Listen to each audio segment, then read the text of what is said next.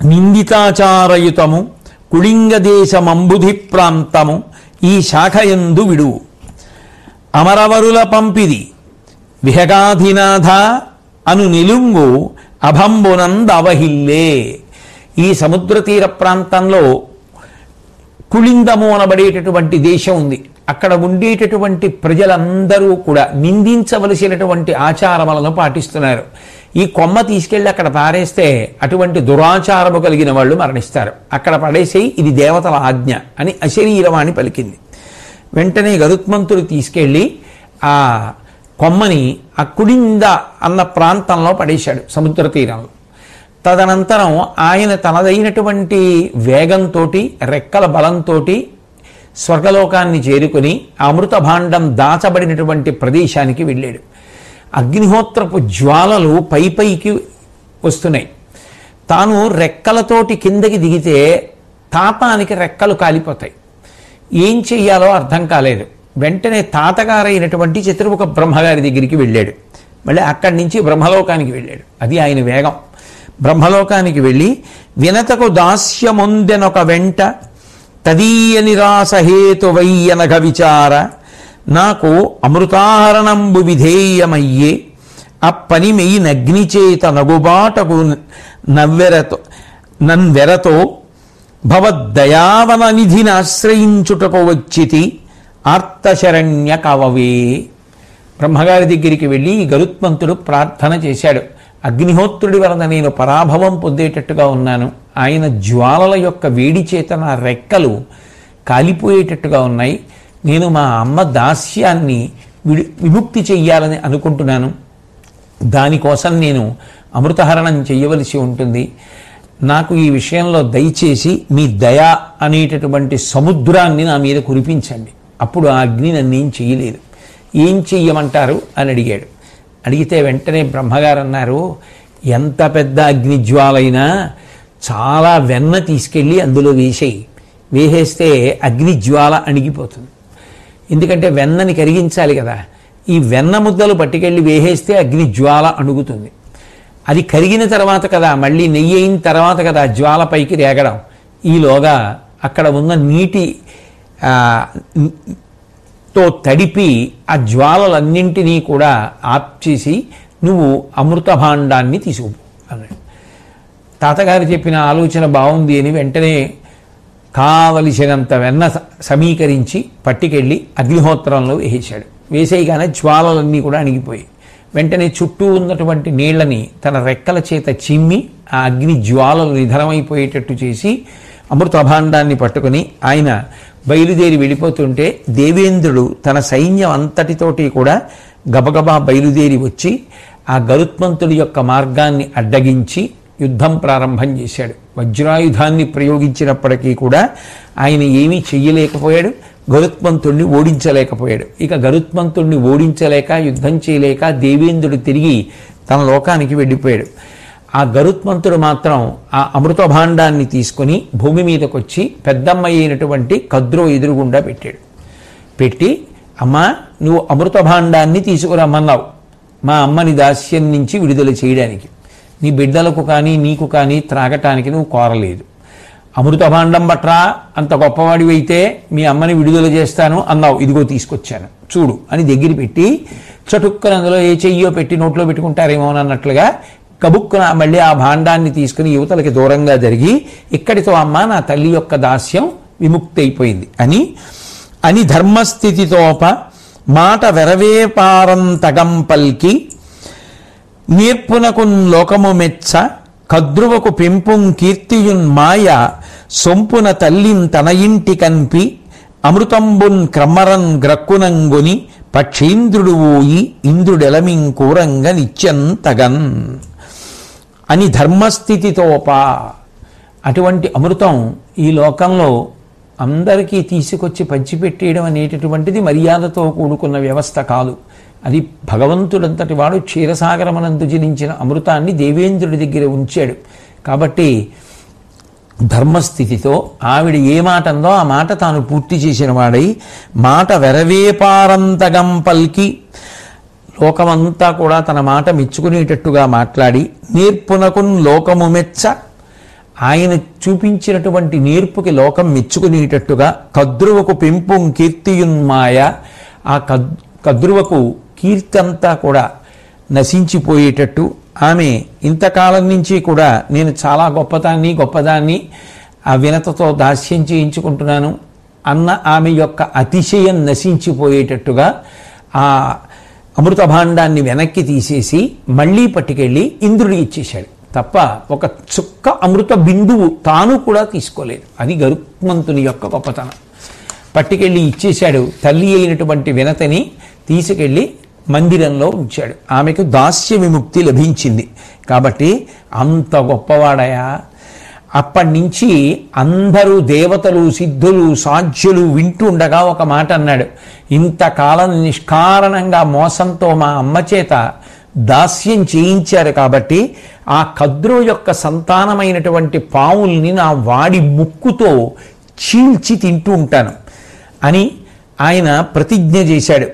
మా తండ్రి అయినటువంటి కశ్యప ప్రజాపతి, ఇక్కడ ఉన్నటువంటి పెద్దలైన మీరు, ధర్మము దీనికి సాక్షులు అని ప్రతిజ్ఞ చేశాడు. ఆ తర్వాత మునులు మొదలైనటువంటి వారందరూ ఆ గరుత్మంతుని యొక్క ప్రజ్ఞా విశేషములను చూసినటువంటి వారై ఎంతో సంతోషించి ఆయనకి అనేకమైనటువంటి వరములను ఇవ్వాలి అని అనుకున్నారు. కానీ వరం ఇవ్వడానికి నిజానికి ఆయన వీళ్లకన్నా పై స్థాయిలో ఉన్నవాడు అని గుర్తించినటువంటి వారై ఈయనే రాబోయేటటువంటి కాలంలో శ్రీకృష్ణ పరమాత్మగా భూమి మీద అవతరించి అర్జునుడికి సారథ్యం చేసి లోక కళ్యాణాన్ని చేకూరుస్తాడు, ధర్మాన్ని స్థాపిస్తాడు, ధర్మ వ్యతిరేకులైనటువంటి ఎందరినో మట్టు పెడతాడు అని చెప్పి గ్రహించినటువంటి వారై ఏ వరం ఇవ్వడానికి కూడా వారికి స్వాతంత్ర్య బుద్ధి కలగక ఊరుకుండిపోయారు.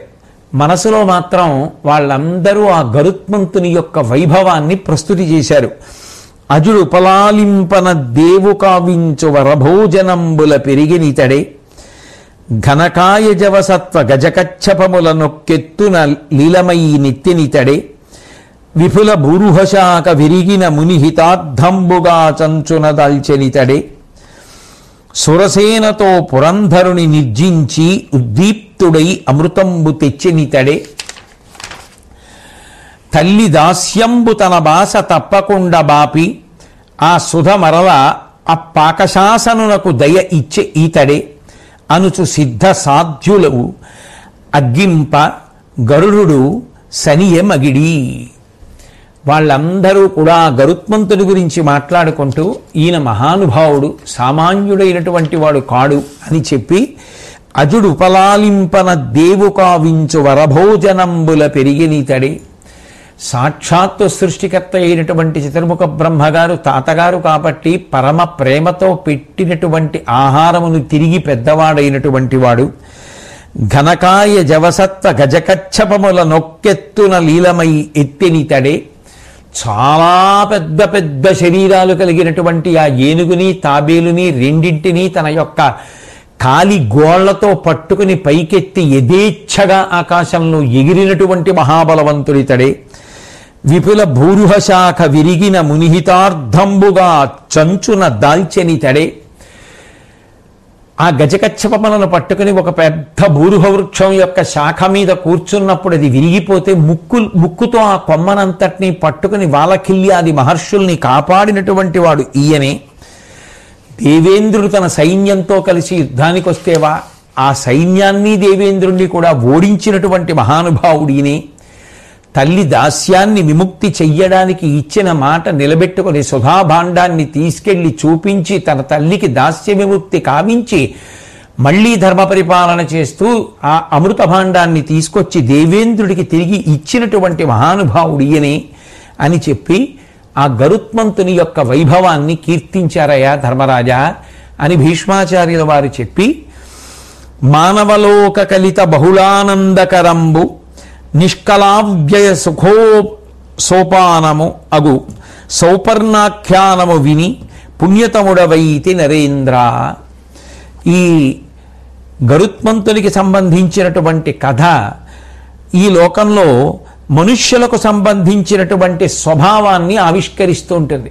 ఎందుకంటే ఈర్ష్యలు, అసూయాలు, ద్వేషాలు, మోసాలు, కోపాలు, మాట వినకపోతే ఎంత ప్రేమ కాఠిన్యమును పొంది శాపాలు ఇవ్వడాలు, మానవ ప్రయత్నం, దైవానుగ్రహం, ఉత్తమ కార్యం, ధర్మాన్ని నిలబెట్టుకోవడం, ఇంద్రియ చాంచల్యమునకు చపలత్వమునకు లోను కాకుండా ఒక చుక్క అమృతాన్ని కూడా నోట్లో వేసుకోకుండా తిరిగి వెనక్కి ఇచ్చేయగలిగినటువంటి గరుత్మంతుని వంటి ఉత్తముని యొక్క విశేషములు ఇన్నీ కూడా గుదిగుచ్చబడినటువంటి కథ. నిష్కళవ్యయ సుఖ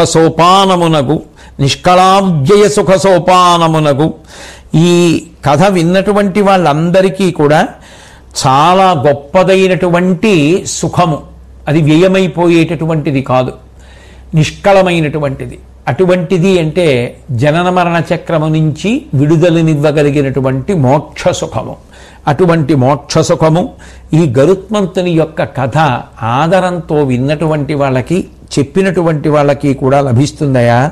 ఎందుకని అంటే ఈ గరుత్మంతుని యొక్క కథ అంత గొప్పది అని చెప్పి భీష్మాచార్యుల వారు ధర్మరాజు గారికి చెప్పి ఆ సంబంధమైనటువంటి విశేషాన్నంతటినీ కూడా పూర్తి చేశారు. పూర్తి చేసిన తర్వాత ధర్మరాజు గారు మళ్ళీ భీష్మాచార్యుల వారిని ఉద్దేశించి ప్రశ్న వేస్తూ, లక్ష్మీదేవి ఎటువంటి జనులలో ఉంటుందో నాకు చెప్పవలసింది అని అడిగారు.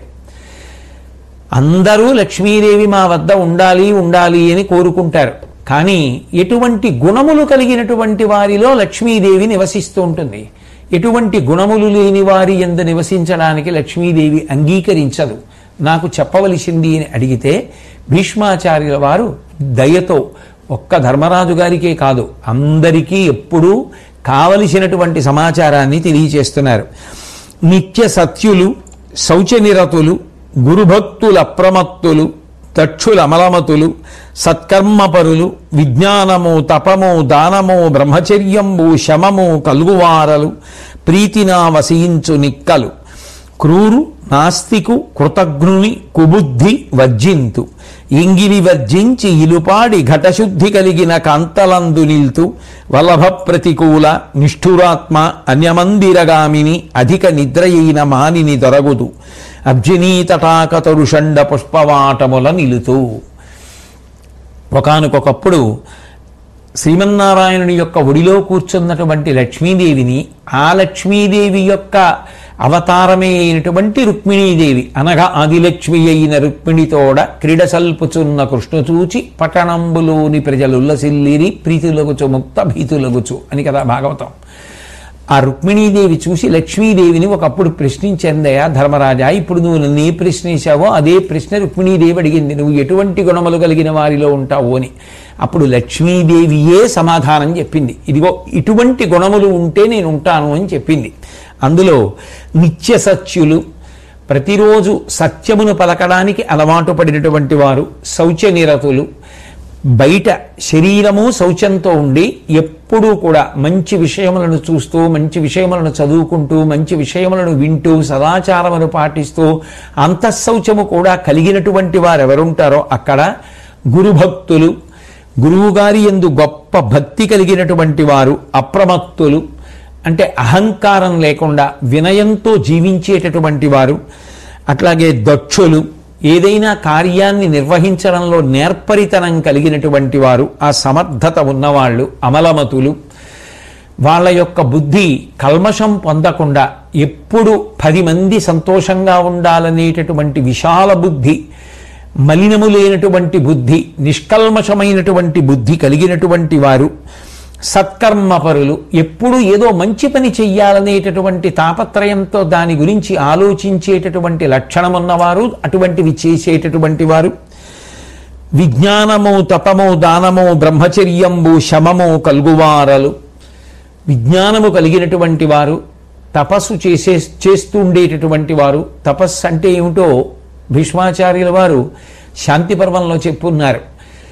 అటువంటి తపస్సు చేసేటటువంటి లక్షణం ఉన్నటువంటి వారు, అట్లాగే దానము, తనకి ఉన్నది వేరొకరికి కూడా పెట్టి వారు సంతోషిస్తే వారి సంతోషాన్ని చూసి తాను సంతోషించగలిగినటువంటి మంచి మనసు ఉన్నటువంటి వారు, దానము చేసేవారు, బ్రహ్మచర్యం పాటించేవారు, శమము మనసుని నిగ్రహించినటువంటి వారు, మనసు ఎటుపడితే అటు పోకుండా మనసుని మంచి విషయముల వైపు తిప్పి నిలబెట్టగలిగినటువంటి సమర్థత కలిగినటువంటి వారు, ప్రీతి నావసించు నిక్కలు, అటువంటి గుణములు ఎవరి ఎందున్నాయో అటువంటి వాళ్ళని కోరి కోరి ప్రీతితో నేను నా నివాస స్థానంగా చేసుకుంటాను, అక్కడ నేను ఉంటాను.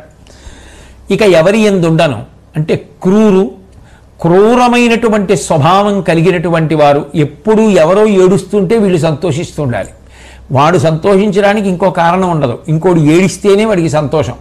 అటువంటి క్రూర స్వభావం ఉన్నవాళ్ళు నాస్తికు, కృతజ్ఞును, చేసిన ఉపకారాన్ని మరిచిపోయేటటువంటి లక్షణం ఉన్నవారు, చేసిన ఉపకారాన్ని మరిచిపోయి తిరిగి ప్రత్యుపకారం చేయడం మాట అలా ఉంచి వీలైతే అపకారం చేసే లక్షణం ఉన్నవాడు కృతజ్ఞుని.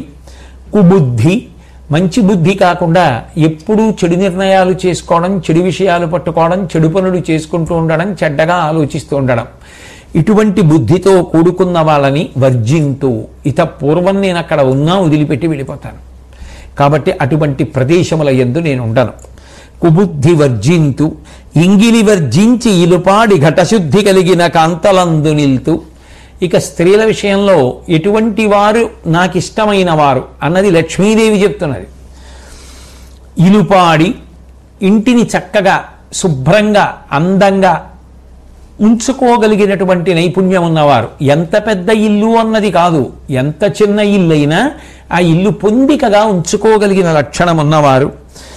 ఘటశుద్ధి కలిగి, ఇంట్లో వాడేటటువంటి పాత్రలన్నీ కూడా చక్కగా ఎప్పుడూ శుభ్రంగా ఉండేటట్టుగా, అంతేకాని ఎప్పుడు చూసినా ఏదో గుట్టల గుట్టల కింద ఇంగిలి పాత్రల కింద పడి ఉండకుండా ఉండేటట్టుగా చూసుకోగలిగినటువంటి వారు.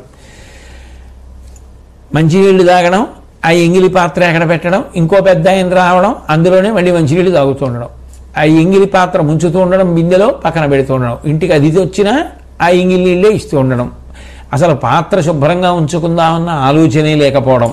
కాబట్టి ఘటశుద్ధి లేకపోతే నేను ఉండను, కానీ పాత్ర శుభ్రంగా ఉంచుకోవడం అన్న అలవాటు, బహుశः దాని వలననే ఆరోగ్యం అంతా ఉంటుంది సుమా అని చెప్పి లక్ష్మీదేవి ఆ రోజుల్లోనే చెప్పిందేమో. ఇప్పుడు ఆ విషయాలే మనం పేరు కొద్దిగా మార్చుకొని స్వచ్ఛ భారత్ అని, పరమ భయంకరమైన రోగాలు వస్తే అస్తమానం చేతులు కడుక్కోవడం అని, చేతికి సూక్ష్మక్రిములు లేకుండా రకరకాలైనటువంటి ఆ పదార్థాలని పులుముకోవడం అని, ఇవన్నీ ఇప్పుడు కొత్తగా అలవాటు చేసుకుంటున్నాం. కానీ యథార్థమునకు ఆ పాత్రశుద్ధి గురించి లక్ష్మీదేవి ఎప్పుడో మాట్లాడింది. కాబట్టి ఘటశుద్ధి కలిగిన కాంతలందు నిల్తు, అటువంటి స్త్రీలంటే నాకు చాలా ఇష్టం, నేను అక్కడ ఉంటాను. వల్లభ ప్రతికూల, ఇది దాంపత్యంలో ఎవరికన్నా ఎక్కువ అని చెప్పడం కష్టం.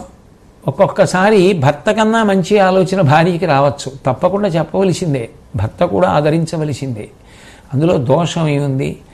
భార్య కన్నా ప్రేమించే వ్యక్తి, భార్య కన్నా తన యొక్క క్షేమాన్ని, యోగాన్ని, వృద్ధిని కోరుకునే వ్యక్తి ఎవరు ఉంటారు? కాబట్టి ఆమె చెప్పింది మంచి మాట, ఇది ఆచరించవలసి ఉంటుంది అంటే అంగీకరించవచ్చు. ఒకవేళ కాదు, నేను అన్నది నీకు సరిగా అర్థం కాలేదు, నువ్వు చెప్పినట్టు చేస్తే ఈ ఇబ్బందులు ఉంటాయి, నేను చెప్పినట్టు చేస్తే ఇబ్బంది ఉండదు అని భర్త పరిణతితో చెప్పినప్పుడు ఆమె కూడా వినవలసి ఉంటుంది. అంతేగాని అన్ని వేళలా నీ చెప్పింది వింటలేదు అనేటటువంటి పెంకితనం లేకుండా అవగాహన కలిగినటువంటి స్త్రీ ఎక్కడుంటుందో అటువంటి చోట నేను ఉంటాను. అంతేకాని ప్రతిదానికి భర్త మీద తిరగబడి దెబ్బలాడే లక్షణం ఉంటే అది నేను ఉండే ప్రదేశం కాదు, నేను ఇష్టపడను అని లక్ష్మీదేవి చెప్తోంది. మహాభారతంలో అనుశాసనిక పర్వంలో ప్రథమాశ్వాసంలో ఈ విషయం 285వ పద్యంలో చెప్పబడితే 285వ పద్యంలో ఉన్నటువంటి విషయాన్ని చాగంటి కోటేశ్వరరావు చెప్తున్నాడు తప్ప ఆయన సొంతంగా సృష్టించి చెప్పిన విషయాలు కావని గమనించగలరు. కాబట్టి నేను వల్లభ ప్రతికూల నిష్ఠురాత్మ, ఎప్పుడు ఏది మాట్లాడినా అవతల వారి మనసుకి కష్టం కలిగేటట్టుగా కఠినంగా మాట్లాడేటటువంటి స్వభావం ఉన్నటువంటి స్త్రీలు ఉన్న చోట ఉండను. అన్యమందిరగామిని, తన ఇంట తాను ఉండడం కన్నా ఎప్పుడూ ఏదో పక్కిళ్ళకి వెళ్ళాలనేటటువంటి విషయంలోనే సంతోషం ఉండి అన్యమందిరములకు ఇతరుల ఇళ్లకు అదే పనిగా తిరగడం అలవాటైనటువంటి, ఏదో పనుండి ఎక్కడికన్నా వెళ్ళడం అనేది ఎవరికైనా ఉంటుంది, దాన్ని కాదు భీష్ముడు చెప్తున్నది, లక్ష్మీదేవి చెప్తున్నది. ఇక అదే పనిగా తన ఇల్లు విడిచిపెట్టి ఇతరుల ఇళ్ల చుట్టూ తిరుగుతూ ఉండడం. అన్యమందిరగామిని అధిక నిద్ర అయిన మానిని దొరగదు. ఎప్పుడూ పడుకుని నిద్రపోతూ ఉండడం. లేవడం అంటూ జరిగితే బహుశా ఏదో తినడానికి వాటికి అయి ఉండొచ్చు.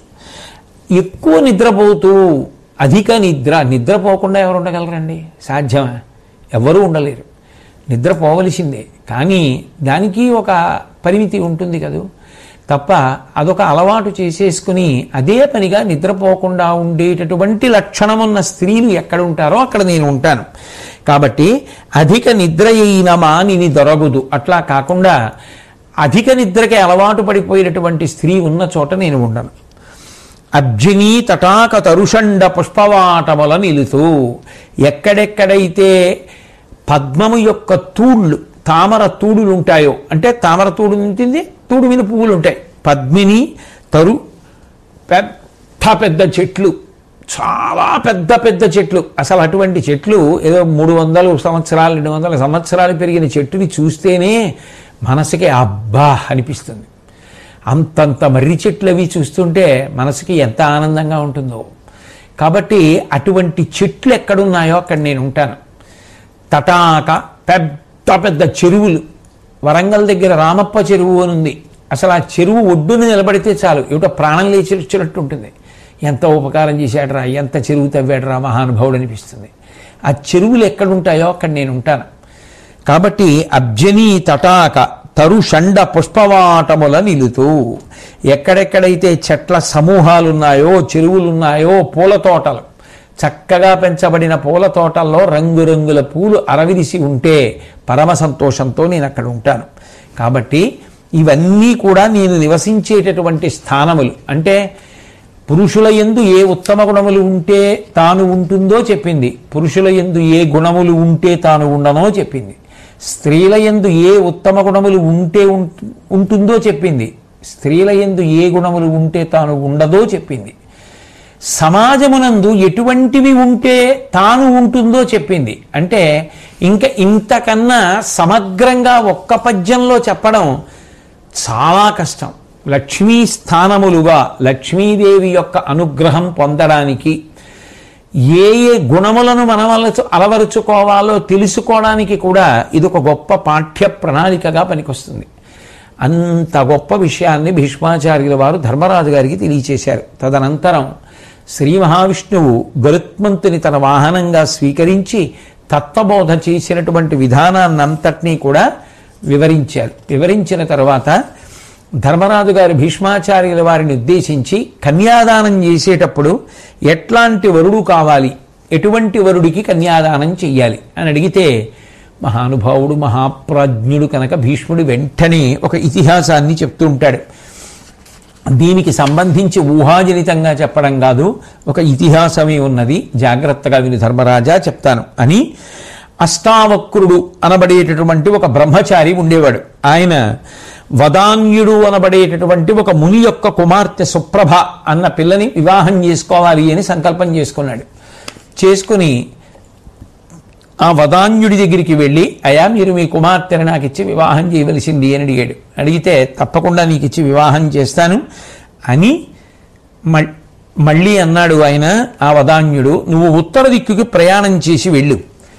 వెడితే అక్కడికి వెళ్ళిన తర్వాత పరమేశ్వరుణ్ణి భర్తగా పొందాలి అని పార్వతీదేవి తపస్సు చేసినటువంటి ప్రదేశం కనపడుతుంది. అది చాలా పవిత్రమైనటువంటి ప్రదేశం. ఇప్పటికీ కూడా అక్కడ ప్రమథగణాలు విహరిస్తూ ఉంటాయి. పార్వతీ పరమేశ్వరులు ఇద్దరూ కూడా విహారం చేయడానికి వస్తారు. అది పవిత్ర దేశము. అచ్చటు సుచుచూ గడచి చనగా నీపకాననంబు కనవచ్చు, అందు గట్టి ప్రాయమునది పుణ్యమూర్తి అమల బుద్ధి ఓర్తూ. పరమ పవిత్ర ప్రదేశం, పార్వతీ పరమేశ్వరులు ప్రమథగణాలతో కూడుకుని విహరించేటటువంటి స్థలం. దాన్ని దర్శించి నమస్కరించిన తర్వాత ఇంకా ముందుకు వెడితే అక్కడ ఒక ప్రదేశం కనపడుతుంది. ఆ ప్రదేశంలో ప్రౌఢవయస్కురాలైనటువంటి ఒక స్త్రీ నీకు కనపడుతుంది. నువ్వు ఆమెని దర్శనం చేసిరా, చేసి వచ్చిన తరువాత నీకు నా కుమార్తె అయినటువంటి ఈ పిల్లనిచ్చి వివాహం చేస్తాను అని చెప్పి ఆ వదాన్యుడు చెప్తే బయలుదేరి ఈ అష్టావక్రుడు అనబడేటటువంటి ముని ఆ బ్రహ్మచారి ఉత్తర దిక్కుగా ప్రయాణం చేసి వెళ్ళాడు. వెళ్ళి మొట్టమొదట కుబేరుడు ఈ బ్రహ్మచారిని చూశాడు. ఇంతటి తేజోవంతుడు పార్వతీ పరమేశ్వరుడు విహరించేటటువంటి ప్రదేశాన్ని దర్శించడం కోసం వస్తున్నాడు, ఈయనని ఆదరించాలి అని చెప్పి ఆయన గబగబా వచ్చి స్వాగతం పలికి ఉపచారములు చేసి కూర్చోబెట్టాడు. 1 సంవత్సరం పాటు కుబేరుడికి అతిథిగా ఉన్నాడు. ఉన్న తర్వాత నీకు ఏం కావాలి అని అడిగితే నీతో సంవత్సరం పాటు కలిసి ఉన్నాను అదే చాలు అని చెప్పి అక్కడ ఎన్ని రకములైనటువంటి భోగములు ఉన్నప్పటికీ కూడా మనసు చెలించకుండా ఏ కోరిక కోరకుండా బయలుదేరి పార్వతీ పరమేశ్వరుడు విహరించేటటువంటి ప్రదేశానికి వెళ్ళి దర్శనం చేసి ఇంకా ముందుకు వెడితే ఆయనకి వైభవంతో ప్రకాశించేటటువంటి బంగారు మేడల వరుసలు కనపడ్డాయి. అందులో సమున్నతంగా ఒక భవనం ఉంది. ఆ భవనంలోకి వెళ్ళాడు. అక్కడ అనేక మంది స్త్రీలు కనపడ్డారు. వాళ్ళందరూ వచ్చారు, స్వాగతం పలికారు, లోపలికి తీసుకెళ్లారు. వదాన్యుడు చెప్పినట్టే అక్కడ పవిత్ర స్వరూపిణి ప్రౌఢ వయస్కురాలు అయినటువంటి ఒక స్త్రీ కనపడింది. ఈయన ఏ విధంగానైనా లౌల్యమును పొందుతాడా, ఇంద్రియ నిగ్రహమును కోల్పోతాడా, ఈయన కామపరవశుడవుతాడా అని అనేక విధములుగా పరీక్ష చేసింది. ఆమె పెట్టినటువంటి పరీక్షలన్నిటిలోనూ ఆయన గెలిచాడు. గెలిచి ఇంద్రియములను జయించినటువంటి వాడై తాను వేరొక స్త్రీని వివాహం చేసుకోవడానికి సంకల్పం చేశానని, అక్కడ ఆమె యొక్క తండ్రి తనకి కన్యాదానం చేయడానికి సిద్ధంగా ఉన్నాడని గుర్తు పెట్టుకొని ఆయన ఇంద్రియములకు వశపడకుండా లౌల్యమును పొందకుండా ఆ విషయాన్నే ప్రస్తావన చేస్తూ వస్తే ఆమె ఎంతో సంతోషించి తన నిజస్వరూపాన్ని చూపించింది. నేను ఉత్తర దిక్కుకి సంబంధించిన కాంతను, ఉత్తర దిక్కు కాంతారూపాన్ని పొందితే నేనే అని దర్శనమిచ్చి ఆశీర్వదించి నన్ను నీకు కాబోయేటటువంటి మామగారే ఇట్లా విధించాడు, నా కాబోయే అల్లుణ్ణి పరిశీలించు, యోగ్యుడు, ఇంద్రియలౌల్యము లేనివాడు, చంచలమైన మనస్సు కానివాడు అని నీ చేత నిరూపణమైతే అప్పుడు పిల్లనిస్తానన్నాడు. అందుకని ఈ కపట నాటకం జరిగింది. సంతోషంగా వెళ్ళి నువ్వు అనుకున్నట్టుగా ఆమెను వివాహం చేసుకోవలసింది అని చెప్పి పంపించేస్తే ఆయన మళ్ళీ తిరిగి వచ్చేసాడు. వచ్చిన తరువాత ఎంతో సంతోషంగా ఆ మామగారి దగ్గరికి వెడితే ఆయన ఏమీ తెలియనట్టుగా ఆ వదాన్యుడు అడిగాడు, ఏమి వెళ్ళావా, ఏమైంది, అసలు అక్కడ ఏం విశేషాలు చూశావు నువ్వు, నాకు చెప్పవలసింది అని అడిగాడు. నిజానికి వదాన్యుడికి అన్నీ తెలుసు, ఆయన పంపించిందేగా, ఆయన చెప్పిందే ఆ ఉత్తర దిక్కు స్త్రీకి. ఆ అష్టావక్రుడు అనబడేటటువంటి బ్రహ్మచారి అప్పుడు జరిగినటువంటి కథనంతటినీ చెప్పాడు. అనవుడు ప్రీతయై అనఘ విన్నారయు తలపున, అనవుడు ప్రీతయై అనఘ విన్నారయు తలపున చూవెవదాన్యుడిందు బుత్తించే, నేను నీ ఉత్తర దిశ జుమ్ము నీ నిష్టగాంచితి, దీననతడు నిను మెచ్చు, నా దశ మనమున ప్రియముందు అరుగుము సుప్రభాపరిణయమున కనిన, ఆ దేవికి వినతుడై వీట్కొని అరిగి ఆ మునిపతి ఆత్మకనియు తన్ను నడుగంగా సకల వృత్తంబు చెప్పి అతని పుత్రిక పిండ్లి అయి అతుల ధర్మ భోగ గౌరవ కీర్తుల పొంది జగతి నతిశయిల్లే అష్టావక్రుడు అధిపముఖ్య. తిరిగి వెళ్ళినటువంటి వాడు జరిగినటువంటి కథనంతటినీ కూడా కాబోయేటటువంటి మామగారైనటువంటి వదాన్యుడికి చెప్పి అప్పుడు సంతోషంతో ఆ పిల్ల సుప్రభ అనబడేటటువంటి కన్యని వివాహం చేసుకుని జీవితంలో ఏవి పొందాలో అవన్నీ పొంది ఎంతో సంతోషంతో గౌరవ మర్యాదలను కీర్తిని పొందాడు. కాబట్టి ధర్మరాజా, ఎవరికి కన్యాదానం చెయ్యాలి అన్న విషయంలో ఈ ఇతిహాసమే ప్రమాణము. దీనిని దృష్టిలో పెట్టుకొని అటువంటి వరుణ్ణి ఎంచుకొని పిల్లని ఇవ్వవలసి ఉంటుంది అని చెప్పి భీష్ముడు ధర్మరాజు గారికి ఉపదేశం చేశాడు.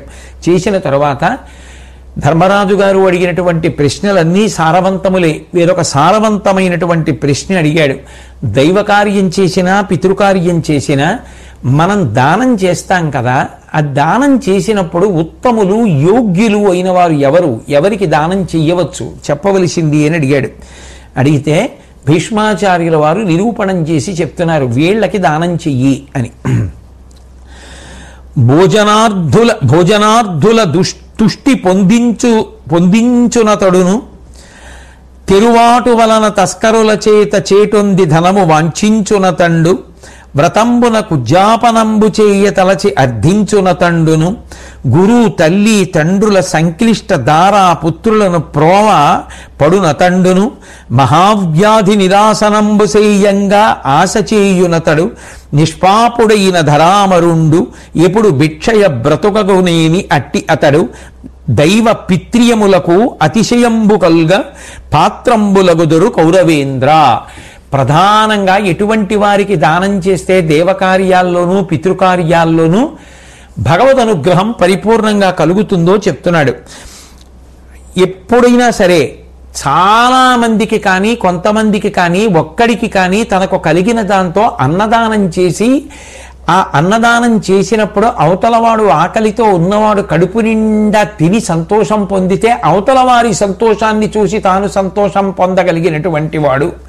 అట్లా ఆకలితో ఉన్న వారికి అన్నం పెట్టేటటువంటి లక్షణం ఎవరున్నవాడో అటువంటి వాడికి దానం చేయాలి. 2, దొంగల వలన తనకున్నటువంటి సంపదనంతటినీ పోగొట్టుకుని దరిద్రుడైపోయినటువంటి వాడు ఎవరున్నాడో అటువంటి వాడికి దానం చేయాలి. ఏదైనా ఒక వ్రతాన్ని చేసి ఆ వ్రతాన్ని ఉద్యాపన చేయడానికి అంటే పరిపూర్ణం చేసేయడానికి కావలసినటువంటి ద్రవ్యమును అపేక్షించినటువంటి వాడికి దానం చేయాలి. గురువుని, తల్లిని, తండ్రిని, భార్యని, బిడ్డల్ని పోషించుకోవడంలో సంక్లిష్ట స్థితిలో ఉన్నటువంటి వాడికి దానం చేయాలి. ఏదైనా దీర్ఘవ్యాధిని పొంది ఆ దీర్ఘవ్యాధిని పోగొట్టుకోలేక బాధపడుతున్నటువంటి వాడికి దానం చేసి సహాయం చెయ్యాలి. ఎప్పుడూ భిక్షాటన చేస్తూ ఏ పాపము లేనటువంటి జీవితాన్ని గడుపుతున్నటువంటి బ్రాహ్మణుడికి దానం చేయాలి. ఇటువంటి వారికి దానం చెయ్యాలి సుమా అని చెప్పి, చేయకూడని పనులు ఏ ఉన్నాయో అవే నరక ద్వారములు. ద్వారము గుండా వెడితే లోపలికి వెడతారు. ఈ పనులు చేసేవాళ్ళెవరో వాళ్ళు నరకమునందు ప్రవేశిస్తారు. కాబట్టి ఇటువంటి పనుల జోలికి వెళ్ళకూడదు అని కొన్ని పనులు భీష్మాచార్యుల వారు చెప్తున్నారు. సత్రంబు, సాలయు, చెలిపందిరియు, రచ్చకొట్టము వ్రచ్చుట, గురుజనముల నిందించుట, ఆగమనింద, తదీయ విక్రయ విధి, తద్విలేఖనము, కుండియము, సంధిభేదనము, అన్యకర్మోపజీవనము, అకృతజ్ఞత, పారదారవృత్తి, మంత్ర సుశాస్త్ర విధ్వంసనము, మదలోలన్, అనాథను, బాల వృద్ధ తాపసిని, భీతి వంచన దళరచేయుట, అతిథి పుత్ర భృత్యులకు ఆహార కలనమాచరింపక కుడుచుట, ఆర్యకోటి నిరయ హేతువులుగా చెప్పు నృపవరీణ్య. ఎటువంటి పనులు చేస్తే నరకద్వారంలో ప్రవేశించినట్లవుతుందో చెప్తున్నారు. సత్రవులు, ధర్మసత్రాలు ఉంటాయి. అటువంటి చోట 10 మందికి ఆశ్రయం ఇస్తారు, అన్నం పెడతారు. అటువంటి ధర్మసత్రాలని నాశనం చేయడం, సభామంటపాల్ని సర్వనాశనం చేస్తూ ఉండడం, రచ్చకొట్టాలు అంటే 10 మంది కూర్చుని మాట్లాడుకునేటటువంటి ప్రదేశాలు, అటువంటి వాటిని పాడు చేస్తూ ఉండడం, చలిపందిరీలు అంటే దాహం వేసినటువంటి బాటసారులకు దాహం తీర్చడానికి మంచినీళ్ళు మజ్జిగో ఇవ్వడానికి నిర్మాణం చేసినటువంటి చలిపందిర్లు కూల్చేయడం, గురువుల్ని వేదాల్ని నిందించడం, వేదాన్ని అమ్ముకోవడం, వేదాన్ని వ్రాసేటటువంటి ప్రయత్నం చేయడం, ఒకరి మీద ఒకరికి చాడీలు చెప్తూ సంతోషపడిపోతూ జీవనం గడపడం, చేసుకున్న సంధి ప్రకారంగా నియమాల్ని అమలు చేసి జీవించకుండా చేసుకున్నటువంటి సంధిని అతిక్రమించి అవతల వారి పట్ల అమర్యాదతో ప్రవర్తించడం, ఇతరులు చేయవలసినటువంటి పనులను తాను చేయవలసిన అవసరం లేని వాటిని తాను చేస్తూ ఉండడం, అట్లాగే ఇతరులు ఉపకారం చేసినప్పుడు గుర్తు పెట్టుకుని కృతజ్ఞతతో ప్రవర్తించవలసిన వాడు అటువంటి ఉపకారాన్ని గుర్తు పెట్టుకోకుండా విస్మరించి కృతజ్ఞతతో ప్రవర్తించడం, పరస్త్రీలతో వ్యభిచరించడం, మంత్రశాస్త్రాన్ని ధ్వంసం చేయడం, మదించి ప్రవర్తిస్తూ అనాథలు, బాలికలు, ముసలిది, తపస్విని, విశేషమైనటువంటి మదము కలిగినటువంటిది. అటువంటి వారిని అందరినీ కూడా వంచడం, మోసం చెయ్యడం, బాధ పెట్టడం, అతిథి పుత్రులు సేవకులు ఇటువంటి వారికి పెట్టకుండా తాను తినడం, ఇవి మంచి పద్ధతులు కావు. కాబట్టి ఇటువంటి పద్ధతి ఎవ్వరూ కూడా అనుసరించకూడదు.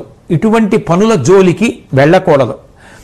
ఎందుచేత అంటే అటువంటి పనులు చేయడం అనేటటువంటిది కేవలముగా మదము కలిగినటువంటి చిత్తముతో చేసేటటువంటి పనులు కనుక అవి నరకద్వారములు అవుతాయి. ఈ పనులు చేయడం ద్వారా సంక్రమించేటటువంటి పాపములు నరకమునకు చేరుస్తాయి. కాబట్టి ధర్మరాజా బాగా జ్ఞాపకం పెట్టుకో, మనిషి ఎప్పుడూ గుర్తు పెట్టుకుని ఈ పనుల జోలికి వెళ్ళకూడదు అని గుర్తు పెట్టుకోవలసినవి. అట్లాగే చేతిలో కత్తి పట్టుకుని కన్యలను, బ్రాహ్మణులను, ఆవులు అందరికీ పాలిచ్చి అందరినీ కాపాడేటటువంటి ఆవుల్ని భయపెడుతూ ఉండడం, అట్లాగే చదువు చెప్పినటువంటి గురువుని, ఎంతో సేవ చేసినటువంటి భృత్యుణ్ణి విడిచిపెట్టేసేయడం, అట్లాగే అందరూ ప్రయాణించేటటువంటి మార్గంలో కర్రలు, కంపలు ఇటువంటివి అడ్డుపెట్టి వాళ్ళు పడిపోయేటట్టుగా చెయ్యడం, ఆ దారికి అవరోధాలు పెట్టి దాని వలన అవతల వారు ఇబ్బందులు పడేటట్టుగా చెయ్యడం, ఇవన్నీ కూడా నరకమునకు వెళ్ళడానికి మార్గాలు. అట్లాగే నెపం లేకుండా, అంటే ఏ విధమైనటువంటి కారణము లేకుండానే డబ్బు గుంజడానికి అలవాటు పడినటువంటి పరిపాలకుడైన రాజు కూడా నరకమునకు వెళతాడు. ప్రజల కష్టాలు విని కూడా ఆ కష్టాలు తీర్చనటువంటి ప్రభువు ఎవరో ఒకరు ఎక్కడికో వెడుతూ అయ్యా కొంచెం ఈ వస్తువు దాచిపెట్టండి అని చెప్తే నమ్మకంతో వారు వస్తువు ఇస్తే ఆ వస్తువుని తీసుకుని దాచిపెట్టి మళ్ళీ వారు ఆ వస్తువుని తిరిగి అడిగినప్పుడు దాన్ని వారికి ఇవ్వకుండా తాను ఆ వస్తువుని దక్కించుకునేటటువంటి ప్రయత్నం చెయ్యడం నరకానికి ప్రవేశించడానికి మార్గం. కాబట్టి అటువంటి తప్పు పనుల జోలికి వెళ్ళకూడదు. అట్లాగే స్వర్గలక్ష్మి సిద్ధించడానికి మనిషి ప్రయత్నపూర్వకంగా అలవాటు చేసుకోవలసినటువంటి కొన్ని మంచి గుణములు, చేయవలసిన మంచి పనులు: ఉత్తమమైనటువంటి తపస్సు చేయడం, గురువుల యొక్క శుశ్రూష చేయడం, గురువులను గౌరవించడం, గొప్ప పాండిత్యం కలిగి ఉండి కూడా ఏ విధమైనటువంటి దానాన్ని స్వీకరించడానికి ఇష్టపడకపోవడం, పరవనితా సంగమము ఎన్నడూ కోరకుండా ఉండడం, ఎవరైనా తనని ఆశ్రయిస్తే అటువంటి వారికి బంగారు వస్త్రాలు, మందిరాలు, అన్నపానీయాలు, దీనులకు ఆశ్రయము ఇటువంటివి ఇవ్వగలగడం, శక్తి కలిగితే ఇవ్వగలగడం, లేదా శక్తి కలిగినంత వరకు ఆదుకోగలగడం, హింసని మాని అహింసా విధానంతో జీవితాన్ని గడపగలగడం, ఇవన్నీ కూడా స్వర్గలక్ష్మి సిద్ధించడానికి కారణములు అని పెద్దలు చెప్తారు ధర్మరాజా. అట్లాగే కొన్నింటిని ఏ కారణము చేత కూడా అలవాటు చేసుకోకుండా ఉండాలి. అవి ఏవి అంటే రచ్చ చావిడి, అంటే 10 మంది కూర్చుని గ్రామ సమస్యలు, ఆ వీధి సమస్యలు ఇట్లాంటివి మాట్లాడుకునేటటువంటి చిన్ని మందిరములు ఉంటాయి. అవి తోట, బావి, చలిపందిరి ఇటువంటివి కల్పించడం. అంటే 10 మందికి ఉపకారం చేయడం కోసం అని చెప్పి ఒక బావి తవ్వడం, ఒక తోట ఒకటి ఏర్పాటు చేసి ఆ తోట మీద వచ్చినటువంటి ఫలసాయము 10 మందికి అందేలా ఏర్పాటు చేయడం, రచ్చచావిడి ఏర్పాటు చేయడం, చలిపందిరి ఏర్పాటు చేసి బాటసారులకు మంచినీళ్ళు, మజ్జిగ అటువంటివి కల్పించడం, అలాగే భయంలో ఉన్నటువంటి వాళ్ళని రక్షించడం, కన్యలను, గోవులను, వాహనాలను, దాసదాసీ జనాన్ని యోగ్యులైనటువంటి వారికి కల్పించడం. అంటే గృహస్థాశ్రమ ప్రవేశం చేద్దామనుకున్న వాడికి యోగ్యుడైనటువంటి కన్య ఎక్కడ ఉందో చెప్పి ఆయన గృహస్థాశ్రమంలో ప్రవేశించి చక్కగా వాళ్ళ దాంపత్య జీవితం ధర్మార్థ కామమోక్షములనేటటువంటి చతుర్విధ పురుషార్థములు పొందడానికి వీలుగా తాను చెయ్యగలిగినటువంటి సహకారం చెయ్యడం, అట్లాగే స్నేహితులను, బంధువులను రక్షించడం, ఎక్కువ మంది కొరకు అంటే చాలా మంది కోసం చేసేటటువంటి ఒక మంచి పనికి తన వంతు ధన సహాయం, అది ఎంతైనా కానివ్వండి, తన వంతు చేయగలిగినటువంటి ధన సహాయం చెయ్యడం. ఇప్పుడు ఆ కార్యం వల్ల ఏమవుతుంది అంటే అందరికీ, వీరికి వారికి అని కాకుండా అందరికీ కూడా ఉపకారం జరిగేటటువంటి కార్యక్రమాలు ఏవి ఉంటాయో, ఏదో ఒక ఊరి నుంచి ఒక ఊరికి తీసుకెళ్లేటటువంటి వాహనముల కొరకు ఎదురు చూసేటటువంటి ప్రయాణికులు ఎండాకాలంలో ఇబ్బంది పడకుండా నిర్మించేటటువంటి విశ్రాంతి స్థానం అందరికీ ఉపయుక్తం. అటువంటిది నిర్మాణం చెయ్యాలి అని కోరుకున్నప్పుడు దానికి సహకారం చెయ్యడం. అటువంటి పనులు ఏవి ఉంటాయో అవి. దుర్మార్గవర్తనంలో అంటే ప్రవర్తన యందు దుర్మార్గ బుద్ధితో ప్రవర్తించకుండా ఉండడం ఏవి ఉన్నాయో అవి స్వర్గప్రాప్తికి నిచ్చెనల వంటివి. ఈ గుణములు అలవరుచుకున్నవాడు ఒక్కొక్క మెట్టు ఎక్కుతూ స్వర్గలోకాన్ని చేరుతాడు. అంటే భీష్మాచార్యుల వారు చెప్పినటువంటిది నిజానికి సామాజిక కర్తవ్యము. ప్రతి వ్యక్తి చేయవలసినటువంటి మంచి పనులు. నేను ఏం చెయ్యొచ్చు అని ఆలోచించే లక్షణం ఉన్న వాళ్ళందరికీ కూడా చేయవలసినటువంటి మంచి పనుల యొక్క జాబితానంతటినీ కూడా భీష్మాచార్యుల వారు అందజేస్తున్నారు. కాబట్టి ఇటువంటి మంచి గుణములను అలవాటు చేసుకోవడం ప్రతి మనిషి యొక్క కర్తవ్యం. తద్వారా స్వర్గలోక సోపానములను అధిరోహించినట్టే. ఓ ధర్మరాజా, ఈ ఉత్తమ గుణములను ప్రతివాడు ప్రయత్నపూర్వకంగా అలవాటు చేసుకోవాలి అని భీష్మాచార్యుల వారు ధర్మరాజు గారికి ప్రబోధం చేశారు. ధర్మరాజు గారు తర్వాత ఏమడిగారు, భీష్మాచార్యుల వారు ఏం చెప్పారు అన్న విషయాల్ని శ్రీకృష్ణ పరమాత్మ నా చేత పలికించినంత మేర మళ్ళీ తిరిగి మనం కలుసుకున్నప్పుడు ప్రవచనంలో తెలియచేస్తాను. స్వస్తి.